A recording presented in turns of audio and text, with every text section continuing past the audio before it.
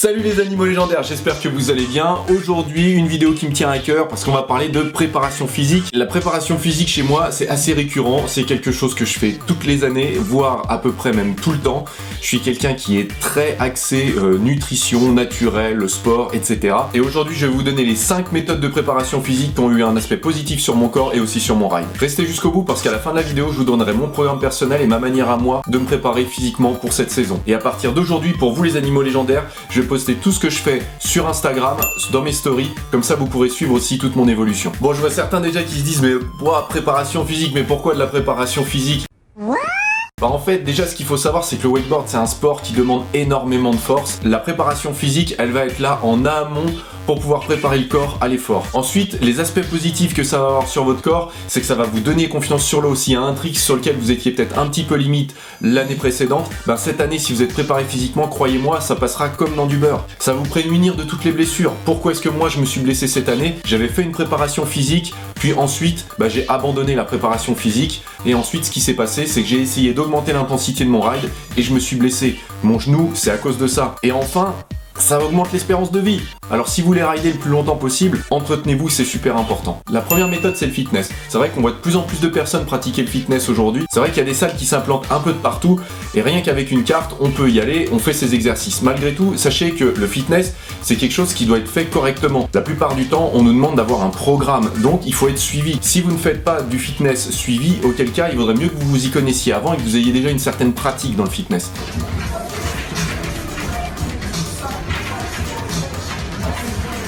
Ensuite, ce qui est pas mal dans le fitness, c'est que ça permet de combler des lacunes. Personnellement, c'est un sport que je recommande à tous parce que c'est super accessible. Malgré tout, il y a des aspects contraignants au fitness. Il faut se rendre dans une salle, ça prend du temps. Les séances durent environ 1 heure à 1 heure et demie. Il faut prendre une douche. C'est vrai que nous, on préfère plutôt la prendre dans le lac. En plus, le fitness, c'est pas quelque chose de cardio. Donc, il faudra pas oublier le cardio parce que ce sera quelque chose qui sera nécessaire pour le wakeboard par la suite. Enfin, un autre point positif vis-à-vis de ce sport, c'est qu'à la suite de la séance, votre corps continue de travailler et à brûler des calories pendant 24 à 48 heures. Tout dépend de l'intensité de la séance que vous avez faite. Malgré tout, le fitness, je vous le recommande avec des barres et des haltères, pas sur des engins guidés. Tout simplement parce qu'on a envie d'utiliser les muscles de maintien aussi. Lorsque vous avez le palonnier à la main, vous avez besoin d'être complètement gainé. Et donc le fitness sur machine guidée, c'est pas ce que je recommanderais pour le wakeboard. Ensuite, deuxième méthode de préparation physique, le crossfit. Alors attention, le crossfit, c'est seulement si vous voulez devenir une machine. Le crossfit, pour moi, c'est quelque chose de haute intensité. Le crossfit, c'est quoi ? C'est d'ailleurs pour ça que ça s'appelle le crossfit. Donc c'est un mélange d'haltérophilie, de force athlétique, de gymnastique et d'endurance. Et tout ça mélangé, ça fait un sport ultra explosif.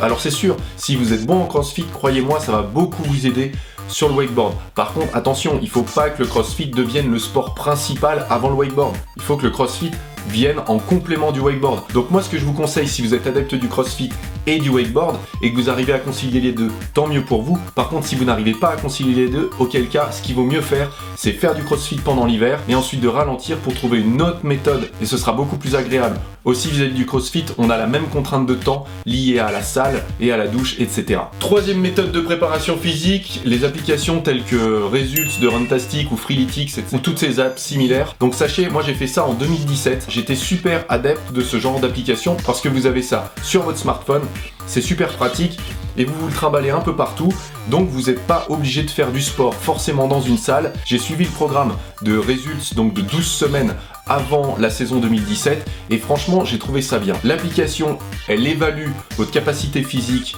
que ce soit à l'endurance ou à la résistance, etc. Et ensuite, elle vous bascule sur un programme de 12 semaines qui vous fait évoluer au fur et à mesure. Alors, ce qui est génial, c'est que vous vous rendez même pas compte en fait que vous évoluez au fur et à mesure des semaines.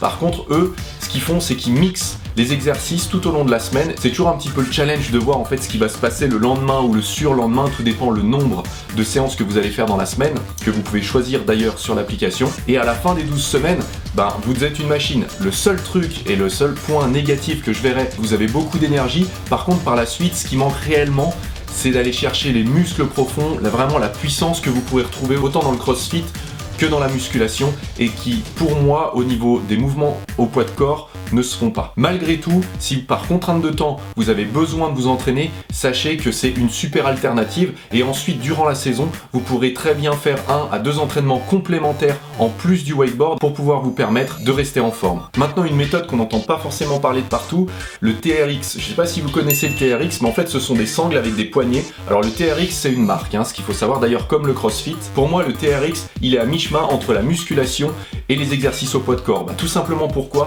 Parce que vous pendre, ça va solliciter vos muscles profonds, ça va aussi solliciter vos muscles de maintien et donc votre corps va être sollicité complètement, ça va vous muscler complètement et en profondeur.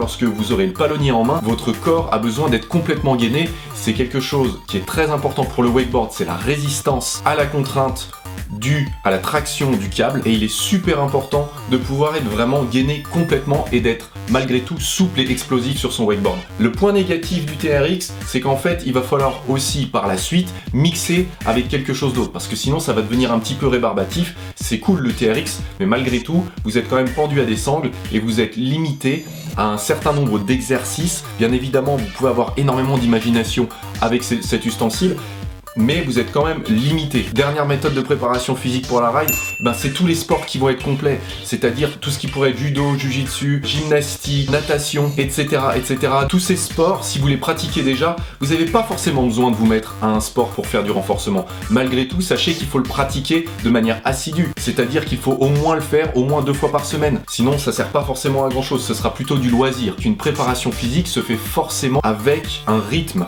et aussi avec un suivi dans l'effort. Maintenant, si je reparle du judo, du jiu-jitsu, etc., c'est aussi parce que ce sont des sports complets. Ce sont des sports qui vont vous permettre d'augmenter votre capacité physique, d'augmenter votre vélocité et d'augmenter votre explosivité sur l'eau. J'avais écrit un article sur une rideuse, Marie Castanet, qui, elle, mélange la gymnastique et le wakeboard et aussi le yoga pour de la souplesse, etc. D'ailleurs, la gymnastique apporte énormément de souplesse. Pour elle, c'était le bon compromis et c'est une super rideuse. Donc, je vais vous remettre le lien de cet article en description de cette vidéo. Comme ça, vous pourrez aller y jeter un œil et voir tous les conseils qu'elle-même a pu prodiguer aux riders. Maintenant, ma préparation physique personnelle. Cette année, j'ai demandé à un coach de me suivre. Alors, il n'a pas souhaité être mentionné dans cette vidéo. Alors, pourquoi avoir fait appel à un coach ? Tout simplement parce que j'ai des contraintes de temps et aussi, je me suis blessé au genou comme vous avez pu le voir dans la précédente vidéo. Même si ça va beaucoup mieux, je veux faire les choses correctement et je veux y dédier un petit peu plus de temps que l'année précédente lorsque j'ai utilisé les applications mobiles. Ma préparation physique va être basée sur principalement du renforcement pour pouvoir avoir la même force dans la jambe droite que dans la jambe gauche due à ma blessure, donc de la rééducation,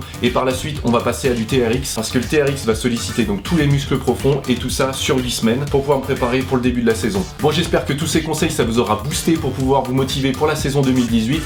Sinon, si vous souhaitez rider, vous avez encore les camps qu'on organise à Hypnotix. Et autrement, moi je vous dis à la semaine prochaine dans une prochaine vidéo. Allez, à ciao les animaux légendaires. Salut les animaux légendaires, j'espère que vous allez bien. Une fois de plus dans les studios du Dahu. Ouais, alors à l'extérieur il fait pas un super temps en ce moment. Du coup j'en profite. Oh, on s'en fout de ça.